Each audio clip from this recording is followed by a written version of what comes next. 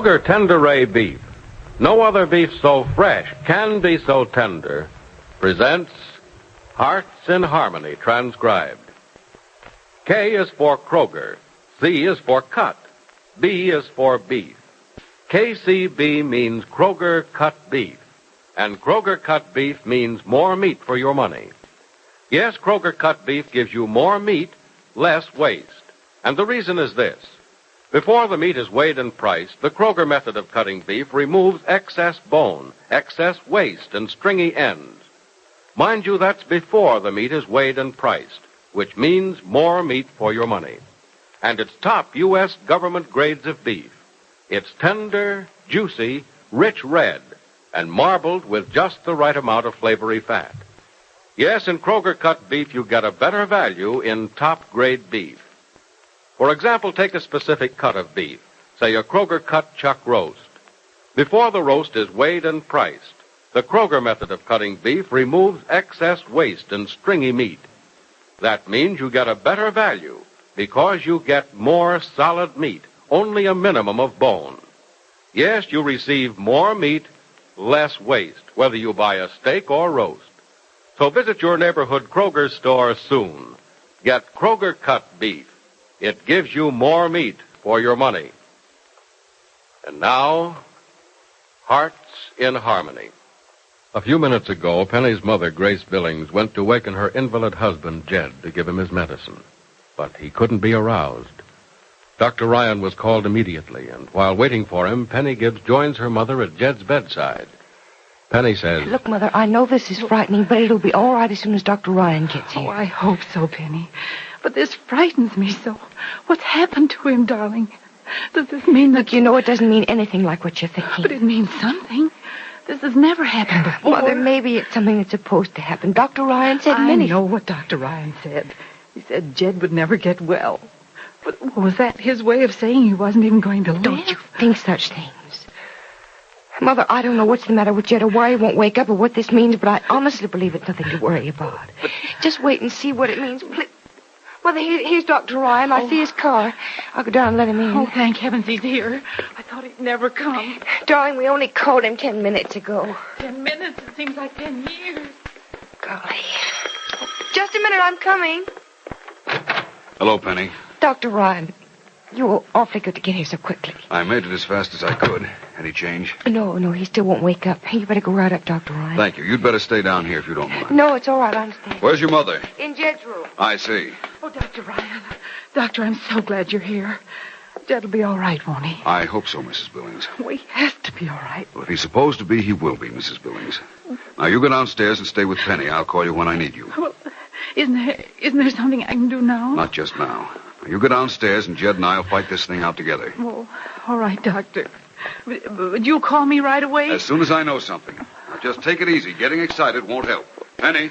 Oh, yes, Dr. Ryan. Get your mother some hot tea or coffee. It might make her feel better. All right. Oh, no, Penny. I don't care for anything. No, it'd be good for you. No, I couldn't swallow anything right now. I just couldn't, dear. All right, I won't force you. Come on, let's sit down here on the sofa and try and relax a little. No, I can't. I keep wondering what's going on upstairs. Penny, there was a terrible look of concern on Dr. Ryan's face. No, I don't think there was, Mother. You just imagined it. No, Penny, the look was there. He even looked a little frightened. Mother, that's not so. Doctors don't fear things like this. They expect things like Oh, but Penny, he looked so worried. Mother, if Dr. Ryan looked worried, it's probably because he has no idea what's wrong. What are you looking at out the window? The day. How beautiful it is. It is nice, isn't it? There isn't a cloud anywhere. Not even a little one.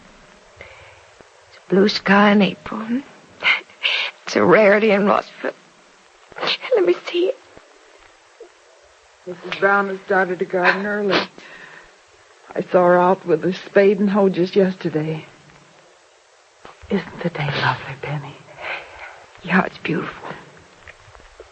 To think people have to be sick or maybe dying on a day like this. Look, Mother, even on the loveliest days, somewhere somebody's in trouble, and for them and those around them, the day isn't so beautiful. Mm-hmm. Right now, we're having our share of unhappiness on a nice day. Tomorrow it'll be somebody else. I know that, darling. I'm not feeling sorry for myself, but for Jed. Oh, how he'd love a day like this. Leave the office and come home, ask me to go for a walk with him or drive out the highway with him to see how spring was doing in the country. Look where he is now. Upstairs in bed. No time. Oh, Mother, please stop it. Come on, come away from the window and don't think about Jed. Until you have some reason for thinking what you are thinking. Oh, I'm sorry. I'm acting like a baby about this. But I'm far from a baby, don't you think? Oh, darling, you're still a baby in a lot of ways. And I like taking care of you. Oh, I'm supposed to take care of you. I'm the older and supposedly wiser. Well, we'll look out for each other. You know, we're really more than just mother and daughter, aren't we? We're friends. And, you know, friends have a way of helping one another when things go wrong. Oh, darling, if something happens to Jed, I'll need your help. Mother, you've got to stop thinking something is going to happen to him. He's all right, I know it. Oh, it's Dr. Ryan.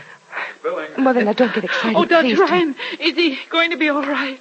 Not only going to be all right, Mrs. Billings, he is all right. He's all right? Absolutely. Dr. Ryan, that's wonderful. Well, may I go up and see him? I don't know why not, but don't excite him. He's rather weak. Oh, I won't. I just want to see him. I just want to know he's all right. Penny, your mother's going to be the next one in bed if she doesn't quiet down. There isn't much I can do with it, Dr. Ryan. Well, maybe I'll send her something to quiet her a little. The body can stand just so much abuse, you know.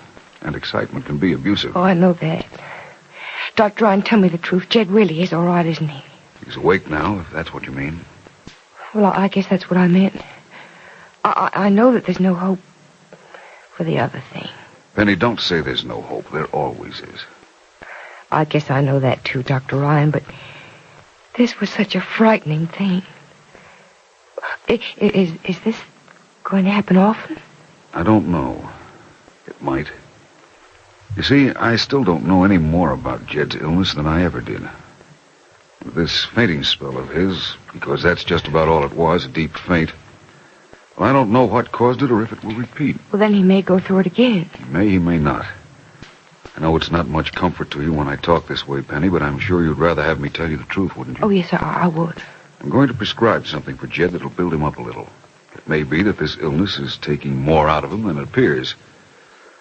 I know it's taking a lot out of you and your mother. It's especially hard on Mother. You aren't looking your old self, Penny.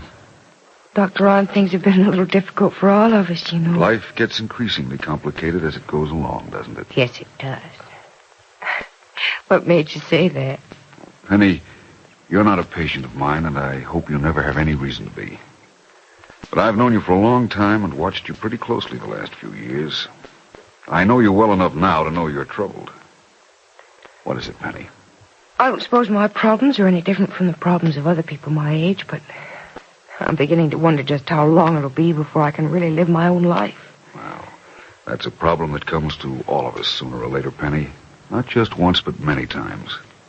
There's never a time when you or I or anyone can live his or her life completely independent of anyone else. Oh, no. I don't want to live independently, Dr. Ryan. I didn't mean that. It'd be like living in a vacuum. Then you mean, when will the troubles of others stop being your troubles, too? In a way. And I'm not referring to Jed and his illness, you know. No, I don't think you are. You know, you're the kind of tolerant soul to whom everyone brings troubles. You'd better reconcile yourself to that fact, Penny. You'll always be, to a greater or lesser degree, interested enough in others to share their difficulties with them. But don't be unhappy about it. I'm not unhappy about it. I'm just puzzled. Is life for me going to be an endless series of problems? Life is an endless series of difficulties, Penny. And believe me, as a doctor, I found out the worst way. I've seen sufferings of all kinds, not just physical suffering either, but mental and spiritual pain for which there's no opiate to ease the hurt. Dr. Ron, does it depress you to see all that? Not in the least, Penny, because I've seen something else, too. I've found out that the human being is a storehouse of perseverance and courage. I've seen men and women of all walks of life rise above the most stupendous adversities. I've seen people beckoned by death turn away from it with the aid of nothing but a will to live, then go on to a long and prosperous life. I'm proud of my fellow man for what I've seen him do. I'm going to be proud of Jed one of these days for what he's going to do. Well, what will he do, Dr. Ryan? Go on living and do something with his life. You wait and see. And Penny, don't be troubled by Jed's illness or the problems of others when they come to you. Out of it all, you'll gain a vast knowledge of what it's all about. And you'll be better off for it. And you'll be equipped to do something with your life when the time comes. You wait and see. Oh, thanks, Dr. Ryan. I think I know what you mean. And what you're saying isn't just words. But you know, waiting's an awful thing because after too long a time, you seem to lose sight of what you're waiting for. Comfortable on the edge of the bed, Grace? Mm-hmm. Sure you don't want to sit in that chair? Well, if it's all right with you, Jed, I'd rather sit close like this. It's fine with me, Grace, but I don't like the reason you want to sit close.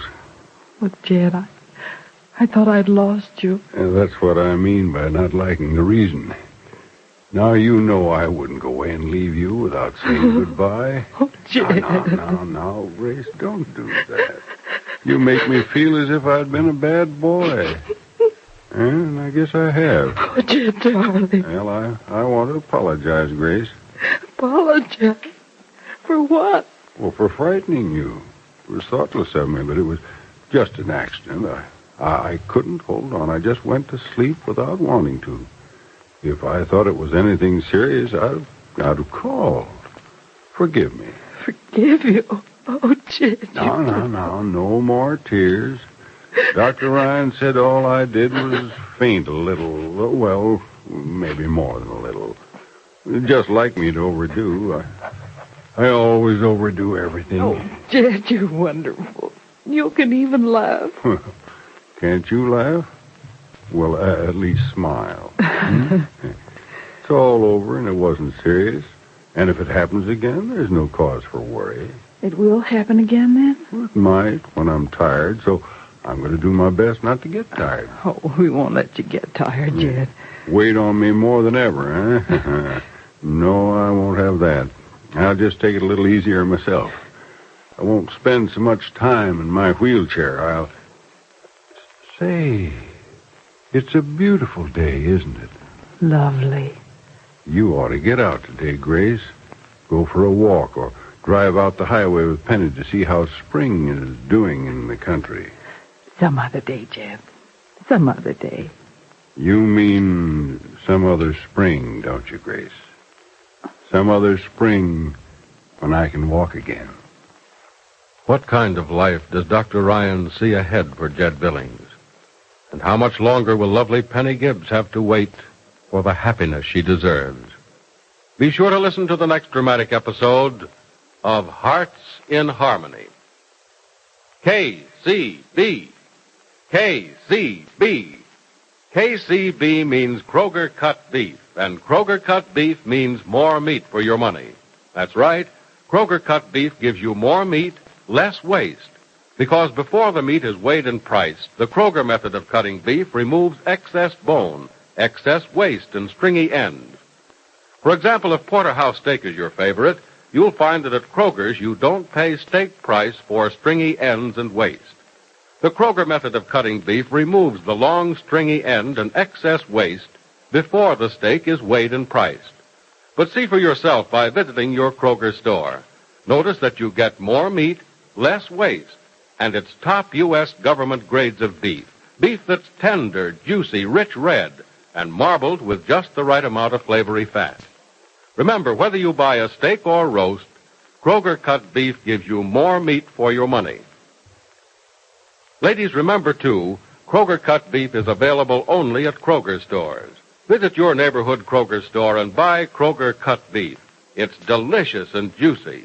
Get Kroger Cut Beef and get more meat, less waste at your neighborhood Kroger store.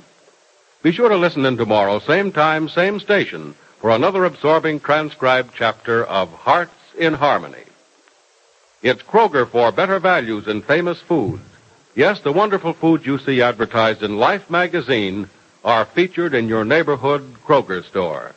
Shop at Kroger for better values.